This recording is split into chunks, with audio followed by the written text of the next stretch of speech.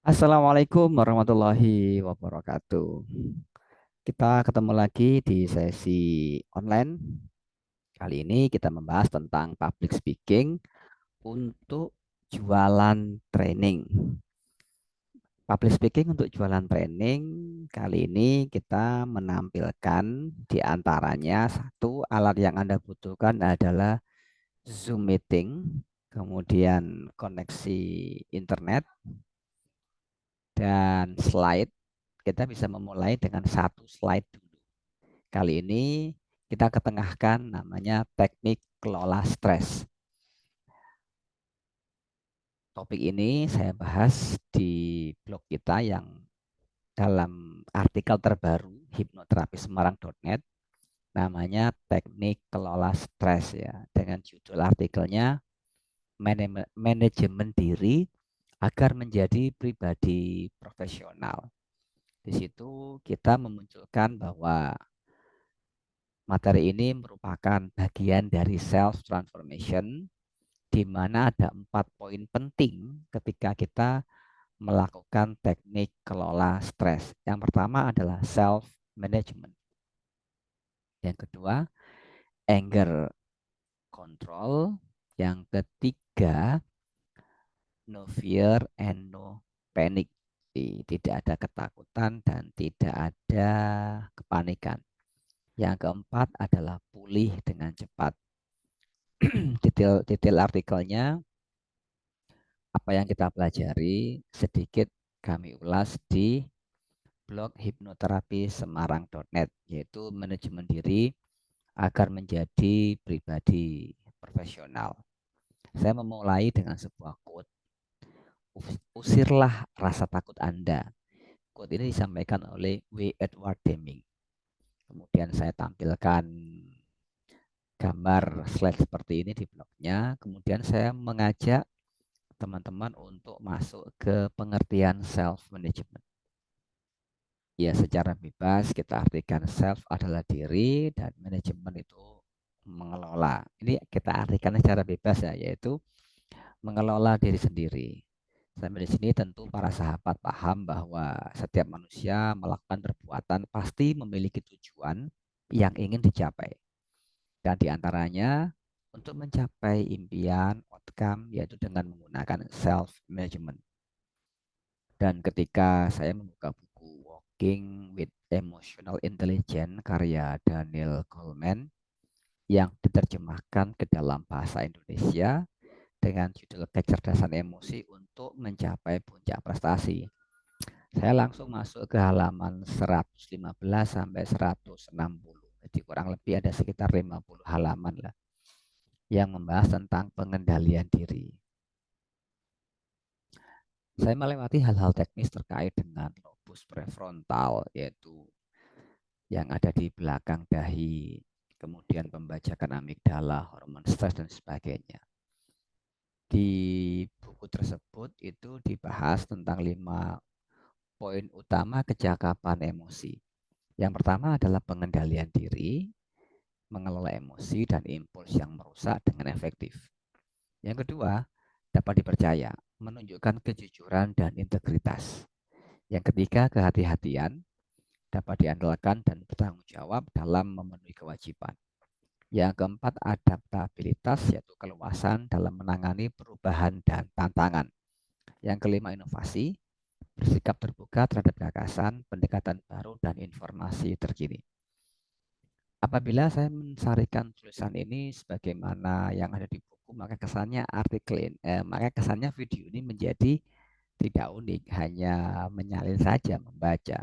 Karena itu, saya memberikan sebuah sentuhan yang bersifat humanisme sehingga ketika hal ini dipraktekkan, maka dampaknya sungguh luar biasa. Dan di artikel itu disebutkan bahwa ada seorang wanita yang mampu meredakan amarah dari Bill Gates.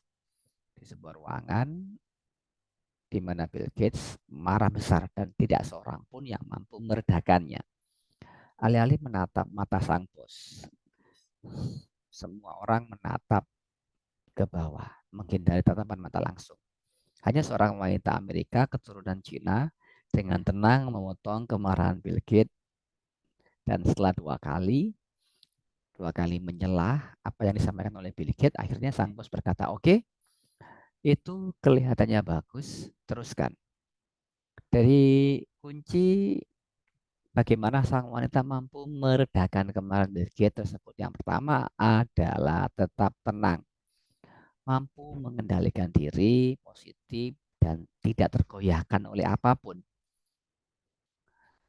termasuk kemarahan dari sang Bill Gates. Yang kedua, berpikir jernih dan fokus meskipun berada dalam tekanan. Yang ketiga, mampu mengelola dengan baik perasaan dan perasaan-perasaan impulsif. Yang keempat, mengendalikan emosi-emosi yang menekan. Kemampuan lain yang tidak kalah penting yaitu memiliki manajemen diri untuk mengisi waktu hidup dengan hal-hal penting. Yang kedua, mengatakan tidak untuk hal-hal yang tidak ada manfaatnya. Ketiga, tidak melayani godaan menikmati kesenangan sesaat yang memboroskan waktu dan mengalihkan perhatian dari tujuan hidup. Yang keempat, mengelola suasana hati meliputi pikiran, ingatan, dan wawasan. Teman-teman, pentingnya pengelolaan stres adalah bayangkan misalkan ada seorang profesional yang diajak ngopi oleh atasannya di suatu hari sepulang kerja. Dan atasannya bilang kalau perform kerjanya itu tidak sesuai harapan, jauh dari standar. Apabila atasan tidak memberikan, apalagi atasan tidak memberikan keterangan yang spesifik ya, apa kekurangannya. Padahal pada atasan sebelumnya itu kerap memberikan penghargaan atas kinerja dari sang profesional tersebut. Meskipun atasan tidak langsung mengatakan secara gamblang, namun pesan yang tersirat sangat jelas. Kalau kamu tidak dapat menjadi lebih baik, maka kamu akan aku pecat. Hal tersebut tentu membawa bawahan menjadi cemas, stres yang berpengaruh terhadap prestasi kerjanya. Apalagi bayang-bayang hutang belum lunas, cicilan rumah, angsuran, kredit, anak-anak sekolah, dan kebutuhan yang lainnya. Beruntung bahwa sang profesional tersebut pernah belajar relaksasi sederhana untuk meredakan stres, meredakan panik, bagaimana mengatasi kecemasan melalui relaksasi sederhana. Maka secara fanatik, sang profesional mempraktekkan teknik mengolah stres tersebut melalui mengolah nafas, seperti bernafas dengan lebih lambat, lebih santai, dan lebih dalam. Latihan dikerjakan setengah jam sebelum berangkat ke kantor. Ajaibnya, sejak melakukan teknik relaksasi ini, atau kalau dalam hipnoterapi dengan self hipnosis, maka ia menjadi lebih tenang, lebih waras, dan capaian prestasi seperti yang diharapkan. Sahabat, ada banyak teknik untuk mengelola stres. Yang pertama yaitu meditasi, dua self hipnosis, yang ketiga self coaching, yang keempat mandi air garam, yang kelima bermusik, enam beryoga, tujuh berolahraga, delapan menulis dengan kaidah grafologi, sembilan masih banyak teknik atau tools yang lainnya. Dengan 9 latihan macam teknik latihan seperti ini, maka kita memiliki manajemen stres yang baik. Tetapi meskipun Anda memiliki manajemen stres seperti ini, tidak berarti bahwa nanti Anda akan terlepas dari stres, cemas, panik, kesal, marah, atau emosi negatif lainnya. Tetapi relaksasi secara teratur dapat menyetel ulang tombol-tombol pemicu dalam amigdala, sehingga para profesional dapat menjadi lebih bijaksana, tidak mudah terprovokasi oleh berbagai stimulus di luar dirinya. Dan dampak positif lainnya yaitu mampu memulihkan diri lebih cepat dari pembajakan amigdala, tahan terhadap situasi-situasi sulit, unggul menghadapi tekanan dari luar, dan tidak berlarut-larut dalam situasi yang mengguncangkan diri. Intinya semua didapat dari penyetelan ulang picu-picu saraf dengan relaksasi. Nah, oke teman-teman, itu beberapa gambaran dari teknik kelola stres yang akan kita berikan baik secara online maupun offline. Sampai ketemu di kelas pelatihan Berikutnya saya Ilyas Sapso. Terima kasih, sukses selalu untuk Anda, sehat dan luar biasa, sukses mulia. Assalamualaikum warahmatullahi wabarakatuh.